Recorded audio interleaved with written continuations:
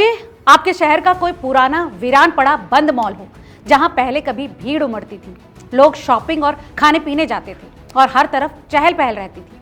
पर अब वहां किसी के कदमों की आवाज तक नहीं। अब वहां दरवाजों पर ताले लगे हों, लिफ्टें जंग खा रही हैं, फूड कोर्ट की मेजें धूल फांक रही हैं और बड़े बड़े शोरूम्स खाली पड़े हैं। लेकिन दोस्तों, हैरानी की बात तो ये है कि ऐसे ही गोस्ट मॉल से हर साल करीब 357 करोड़ रुपए का किराया कमाया जा सकता है। क्या है ये पूरा माजरा, चलिए जानते हैं।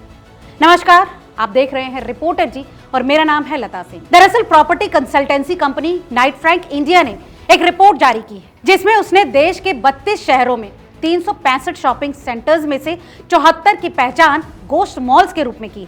हालांकि मैसूर, विजयवाड़ा, तिरुवनंतपुरम, विशाखापट्टनम और वडोदरा ऐसे शहर हैं जहां के शॉपिंग सेंटर्स लगभग भरे पड़े हैं और जहां से अच्छा खासा किराया भी मिल रहा है। चलिए आप जानते हैं कि इस रिपोर्ट में आखिर क्या बताया गया है।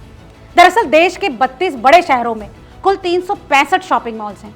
इनमें से 74 मॉल्स पूरी तरह से वीरान हालत में हैं, यानी इन्हें गोस्ट मॉल्स कहा गया है। आपको जानकर हैरानी होगी कि इन 74 मॉलों में कुल 1.55 करोड़ वर्ग फुट जगह खाली पड़ी है। इनमें से सिर्फ 15 चुनिंदा मॉलों को भी अगर जल्दी ठीक किया जाए, यानी कुल 48 लाख स्क्वायर फुट, तो भी हर साल 357 करोड़ रुपए का किराया आएगा। रिपोर्ट में दावा किया गया है कि देश के 8 बड़े शहरों यानी टियर 1 सिटीज में अगर इन बंद पड़े मॉलों को किराए पर लगा दिया जाए तो 357 करोड़ रुपए में से 236 करोड़ रुपए वहीं से आ जाएंगे।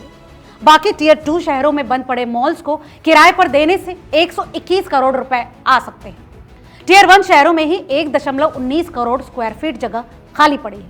दोस्तों, मतलब साफ है कि बड़े शहरों के पुराने मॉल्स भी आज ग्राहकों की नई पसंद से पीछे छूट चुके हैं। इस ताजा रिपोर्ट में कुछ शहरों की तारीफ की गई है जहां मॉल्स लगभग पूरी तरह से भरे हुए हैं। मैसूर, विजयवाड़ा, वडोदरा, तिरुवनंतपुरम और विशाखापट्टनम जैसे शहरों में मॉल्स बहुत सोच समझ कर बनाए गए हैं और इसीलिए ग्राहक भी यहाँ जमकर आ रहे हैं। वहीं दूसरी तरफ कुछ शहरों में आधे से ज्यादा मॉल्स खाली पड़े, जैसे नागपुर में 49% जगह खाली है, अमृतसर में 41% और जालंधर में 34%। दरअसल यहाँ बहुत सारे मॉल्स एक साथ बना दिए गए, लेकिन ब्रांड्स और ग्राहक की संख्या बढ़ी ही नहीं।